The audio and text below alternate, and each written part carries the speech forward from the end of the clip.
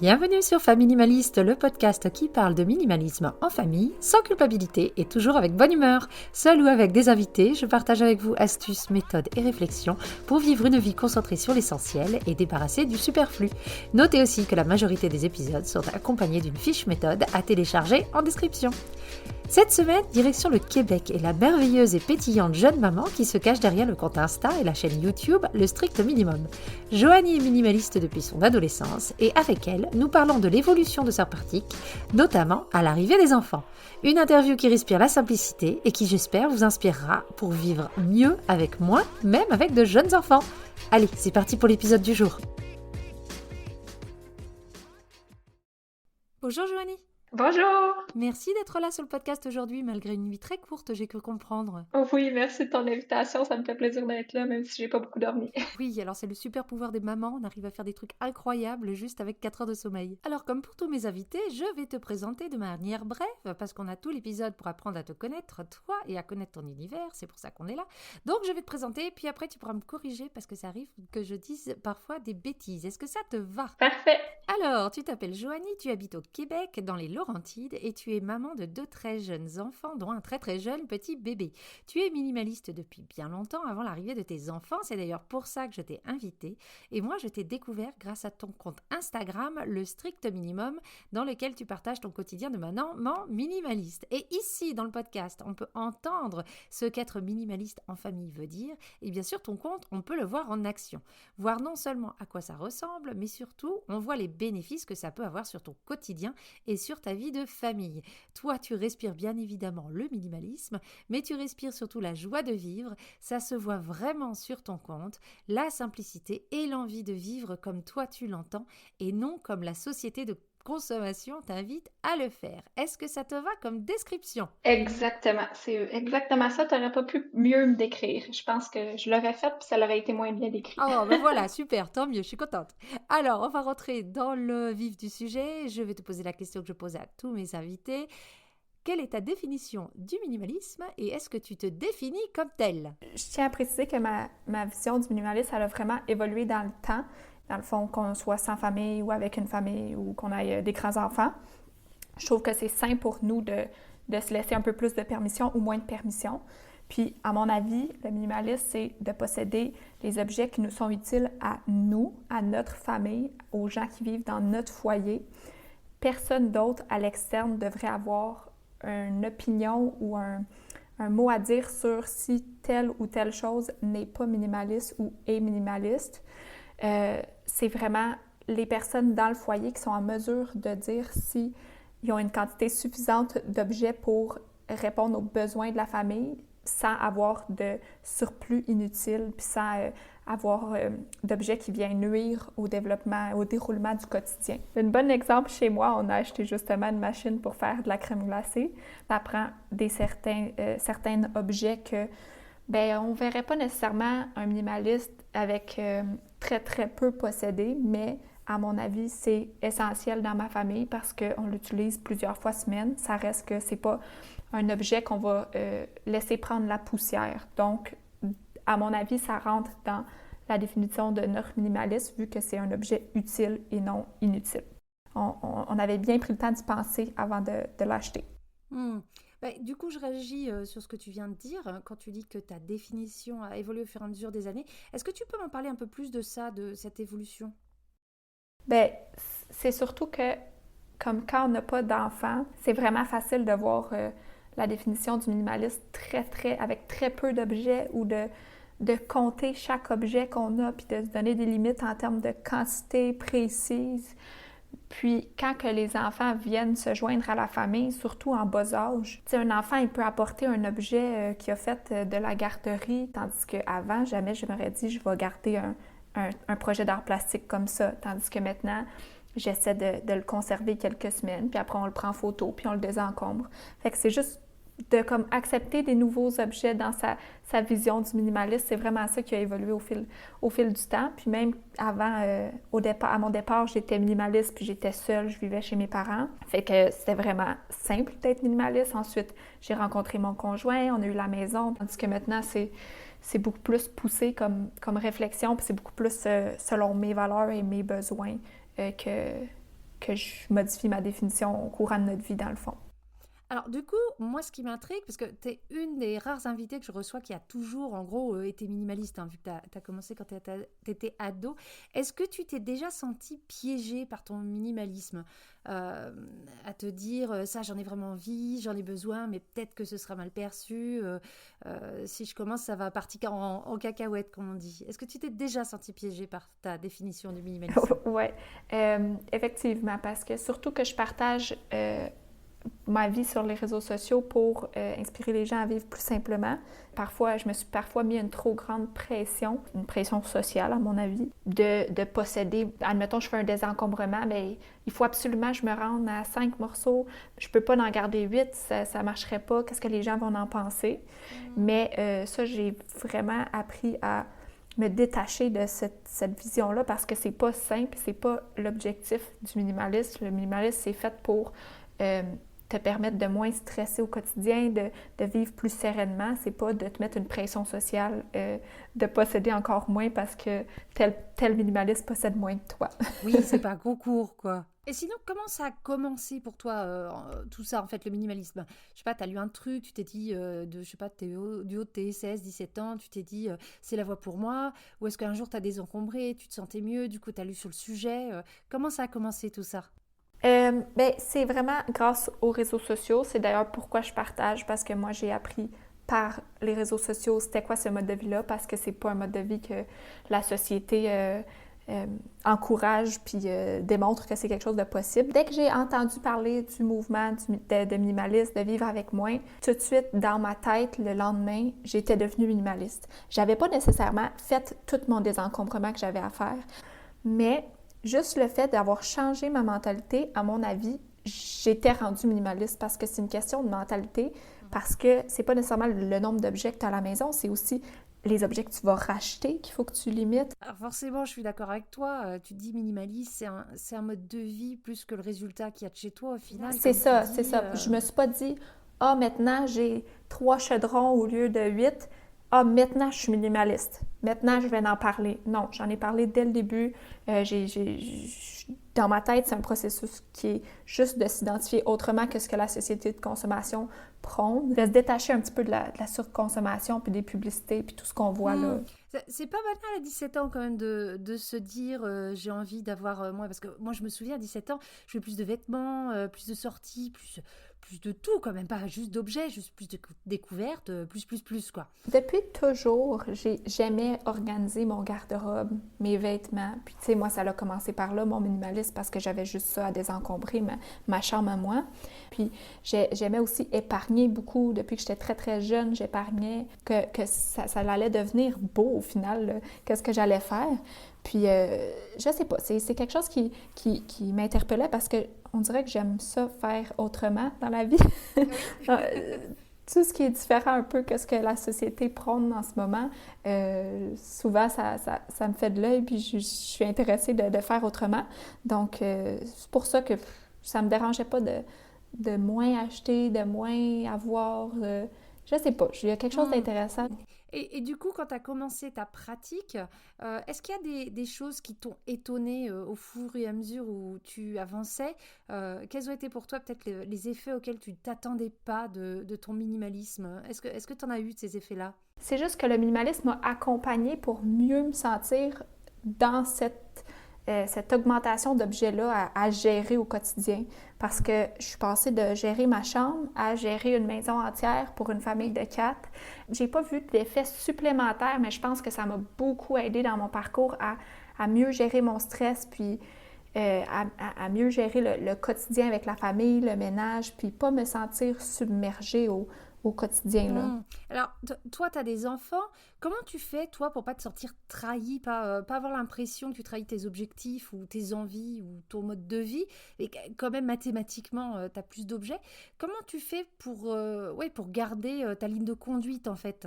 Bien, c'est sûr que je me rappelle que maintenant, je gère des objets pour 4 personnes. Oui, mon cerveau réfléchit pour une personne, il voit autant d'objets, puis c'est juste moi qui les vois, ces objets-là, dans ma tête, mais ça reste des objets pour 4 personnes et pas seulement moi, comme c'était auparavant. Ça m'aide beaucoup. Mais aussi, comment on a, par exemple, meublé notre appartement au début, puis après la maison, on a toujours été en respect de nos valeurs, puis pas nécessairement en ce que la société prônait ou les publicités me montraient.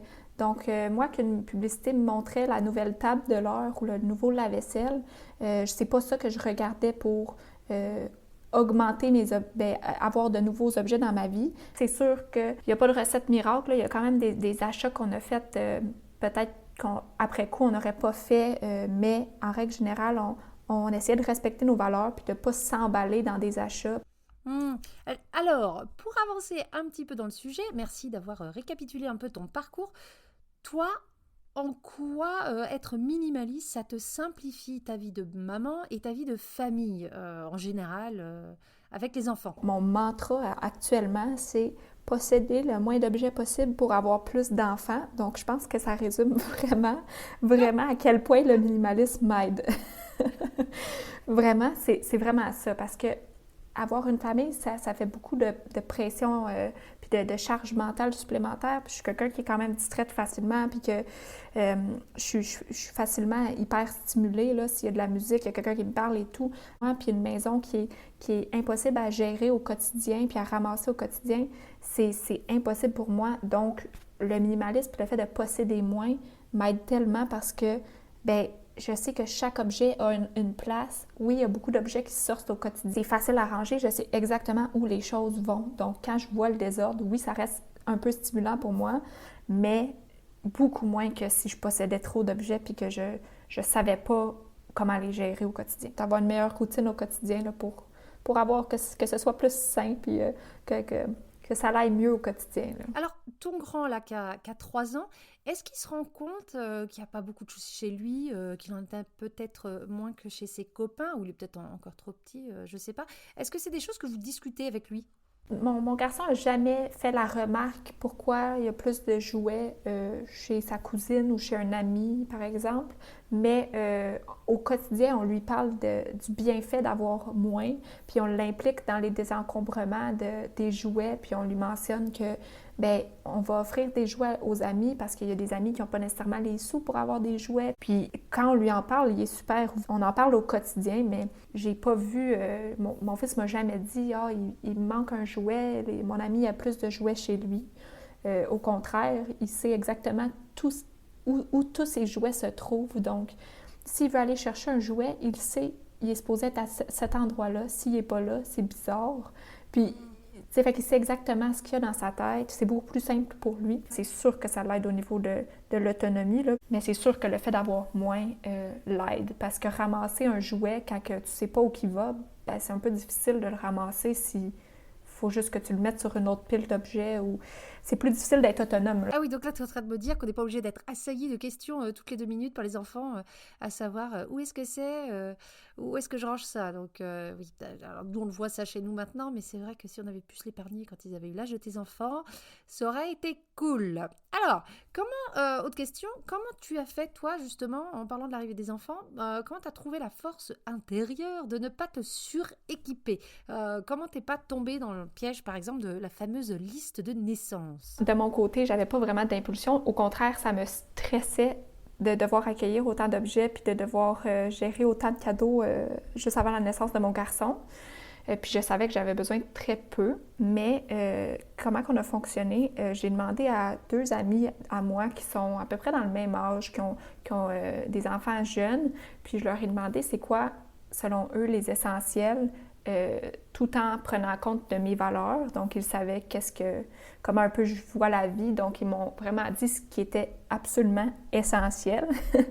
Puis après, j'ai pu ajouter quelques petits jouets par-ci par-là dans ma liste. Donc, je ne me suis pas fiée à une liste de magasins pour faire ma liste à moi. Je suis vraiment été avec ce que mes amis m'avaient suggéré puis ce que moi, je trouvais pertinent. Puis j'ai toujours gardé en tête que les magasins, oui, on était en pandémie puis les magasins ont fermé, mais les magasins restent présents. Là. Donc, s'il me manque quelque chose, je peux toujours aller le chercher dans 1, 2 jours, même 1 heure. Je peux avoir l'objet sous la main. Donc, ça ne sert à rien de prendre 1001 objets au cas où que mon bébé, je ne sois pas capable de l'allaiter, il faut que j'aille 48 biberons au cas où. Alors, moi, ce que j'aime beaucoup et qui a un très bon message à passer, c'est de demander à tes amis en fonction de tes valeurs. J'aime beaucoup ce que tu as rajouté parce qu'effectivement, tu leur as pas demandé juste ce qu'elle trouvait bien pour elle, mais rajouter ce en fonction de mes valeurs, je pense que je vais garder dans un coin de ma tête parce qu'en fait, ça peut marcher pour d'autres choses, donc pas forcément là que d'autres recommandations, pas forcément quand tu accueilles un bébé. Et du coup, donc après ton petit garçon, tu es une petite fille. Je sais que chez vous, vous faites des baby showers. Est-ce que tu as eu une baby shower pour ton deuxième ou est-ce que tu as réussi à y échapper? Avant sa naissance, j'ai vraiment pas reçu beaucoup de choses parce que les gens savaient que j'avais déjà un bébé, puis j'avais déjà tout ce que j'avais besoin, sauf des vêtements de petite fille. Donc, j'ai pas fait de shower, ça c'est bien évident, mais en même temps, ça m'a permis de voir à mon garçon, quand on a eu mon garçon, il y a eu des choses, bien évidemment, qu'on avait achetées puis on n'aurait pas nécessairement dû acheter. Comme tu dis, on est tous humains. Mais puis il y en a certains que j'avais désencombrés quand mon garçon avait peut-être 1 an ou 2. Puis ben là, quand ma fille est arrivée, avant de sortir les objets de mon garçon pour les transmettre à ma fille, dans le fond, j'ai fait un tri. Puis j'ai fait un tri dès que ma fille finit d'utiliser ces objets-là. Donc, c'est comme en constante évolution de « Ah, finalement, cette chaise-là, on l'a utilisée 5 fois. On n'en a pas de besoin. On va faire 100 pour le prochain. » Donc, c'est ça. J'ai pas vraiment reçu de trucs supplémentaires pour ma fille. Oui, j'en reçois quand même. Là, ça reste, l'entourage reste qui veulent gâter les enfants, mais on rappelle toujours nos valeurs là, pour essayer de contrôler à ce niveau-là. Écoute, on arrive à la fin de l'épisode et du coup j'ai 2 questions qui me sont posées à moi très régulièrement et que je voudrais te poser. La première, ça va justement être concernant l'entourage. Toi, ça faisait longtemps que tu étais minimaliste, donc c'est pas genre tu es devenu minimaliste alors que tu avais déjà des enfants et que tout le monde a dû s'adapter ou changer leur comportement, ils te connaissaient. Mais comment tu as fait justement face à ces gens qui s'emballent un peu quand même, comme tu dis, parce qu'ils veulent gâter les enfants? C'est encore un sujet, même si depuis que je suis enceinte de mon premier, je le rappelle à tout mon entourage, c'est encore un sujet parce que les gens, c'est comme impensable de ne rien apporter ou d'apporter un jouet, un livre, juste un livre à un enfant pour sa fête. Bref, c'est toujours à répéter. Si notre entourage veut dépenser de l'argent pour quelque chose, ils le savent que ça ne veut pas dire que ça va rester dur. Des fois, on peut se sentir mal au niveau des cadeaux parce que la personne voulait bien faire, mais je me dis, ils ont été avertis plusieurs fois, donc on ne conserve pas un objet juste parce que la personne aimerait qu'on le conserve. T'sais, on essaie de toujours être dans la discussion, puis surtout, pas juste quand un événement arrive, on est dans la discussion. T'sais, à l'année, ils savent que on en parle à plusieurs moments qu'on aime ça vivre avec moi, puis les avantages. Puis, avant un événement, on aime ça aussi avertir d'avance parce que dans la société de consommation qu'on est, les gens ont tendance à acheter un cadeau vraiment, vraiment d'avance. Donc, par exemple, pour Noël, on avait averti en septembre. Merci pour ces très bons conseils, effectivement, de parler toute l'année et surtout de prévenir ce qui peut se passer si on a quand même des cadeaux qui ne sont pas voulus ou pas utiles ou qui ne correspondent pas à nos valeurs. Alors, je pense que c'est une très bonne technique, donc merci Joanie. Deuxième conseil pratique, tu as donc une petite fille, après un petit garçon, tu viens me parler que tu veux avoir moins d'objets et plus d'enfants, donc je pense que tu ne vas pas t'arrêter à 2. Et c'est la question sur qu'est-ce qu'on fait des habits, plus particulièrement quand on attend un autre enfant, qu'on veut avoir un autre enfant. Est-ce qu'on garde pour celui d'après? Est-ce qu'on ne garde pas? C'est une question assez courante. C'est quoi ta pratique là-dessus? Admettons les vêtements nouveau-nés. Bon, quand il avait fini de les utiliser, je prenais ces vêtements nouveau-nés, puis là, je regardais ça. Là, je fais un tri. Puis, j'ai conservé la boîte de nouveau-nés parce que je savais que dans un futur rapproché, on voulait d'autres enfants. Si je voulais un enfant dans 10 ans, je ne l'aurais pas conservé. Mais là, puisque je sais que ma famille n'est pas terminée, puis qu'à chaque année ou 2 ans, il va y avoir un nouvel enfant, je garde les vêtements. Ça met beaucoup de pression sur la définition du minimalisme, justement, parce qu'on dit tout le temps, si tu n'utilises pas un objet pendant 6 mois, tu peux le donner, mais c'est un petit peu illogique de donner pour racheter dans 2 ans. Il faut modifier un peu notre façon de penser, là, puis accepter que oui, bien, on a des boîtes en réserve puis en stockage, mais ces boîtes-là sont toujours désencombrées dans des moments spécifiques. Donc, quand l'enfant finit de le porter, les vêtements, quand le deuxième, bien, on va mettre les vêtements dans son armoire, on fait un deuxième tri. Surtout que là, j'avais des boîtes de vêtements de garçons, puis là, maintenant, j'avais des vêtements de filles en addition, si on veut. J'ai pris les deux boîtes de la même catégorie d'âge, puis j'ai regardé, est-ce qu'on a besoin de 10 chandails roses, 10 chandails bleus, ou il y a des chandails qui pourraient faire pour les prochains enfants, peu importe leur sexe. Donc, j'ai essayé de comme faire des boîtes un peu plus unisexes pour réduire la quantité. Puis encore là, ma fille, quand elle termine les vêtements de nouveau-né, bien, j'ai fait un autre tri. Donc, les boîtes dans l'entrepôt, je sais que oui, ils prennent la poussière, mais pas comme si c'était un objet complètement inutile. Je sais que tout ce qu'il y a dans la boîte est réfléchi, puis que je ne l'entrepose pas pour rien avant l'arrivée du troisième. Oui, c'est pas du stockage au cas où, c'est pas du stockage parce que tu sais pas quoi en faire ou parce que tu n'arrives pas à t'en défaire. C'est du en attendant, quoi. Tu sais pourquoi tu le gardes. En fait, c'est garder avec intentionnalité. Et ça, c'est aussi la clé pour moi du minimalisme. C'est l'intentionnalité derrière ce qu'on achète et derrière ce qu'on garde. Quand on désencombre, admettons qu'on a beaucoup d'objets, c'est important d'être honnête avec nous.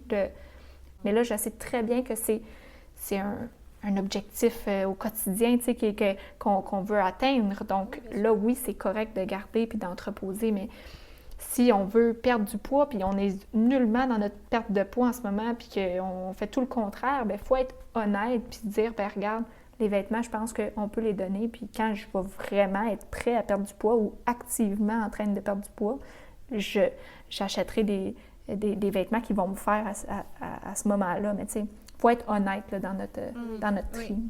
Oui, moi je dis toujours que quand ton corps sera là où tu veux qu'il soit, bah, tu mérites quand même de t'acheter des vêtements qui t'iront mieux plutôt que de revenir dans tes vieilles fringues. Alors, merci Joanie pour ta générosité dans tes échanges. Est-ce que toi, tu auras un message ou un conseil que tu voudrais faire passer aux gens qui nous écoutent pour les soutenir dans leur démarche minimaliste s'ils sont de jeunes enfants? Le meilleur message à faire, c'est de ne pas te restreindre parce que tu as une famille, puis parce que la société de consommation te dit que les enfants devraient avoir ci ou tel objet ou tel objet. Au contraire, à mon avis, le fait d'avoir une famille ou de vouloir commencer une famille, ça devrait être ta première source de motivation à vivre avec moins d'objets et non une limitation parce que les autres te disent d'avoir plus. Au contraire, c'est une motivation parce que tes enfants vont être plus calmes, ils vont être plus autonomes, comme on a parlé tantôt, ils vont être moins stimulés, puis toi aussi, puis tes enfants vont pouvoir avoir des parents plus sereins, plus présents, puis ils vont comprendre rapidement que c'est beaucoup plus plaisant d'avoir papa, maman d'avoir leur présence pour jouer avec moi que d'avoir 1001 jouets. Donc, ta famille ne devrait pas être une restriction à ton minimalisme, ça devrait être plus une motivation à mon avis.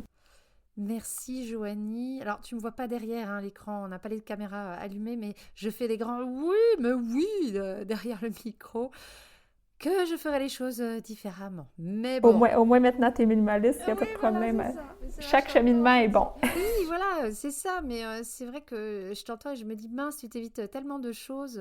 C'est pas des choses énormes, mais tu t'évites quand même énormément de petits tracas du quotidien.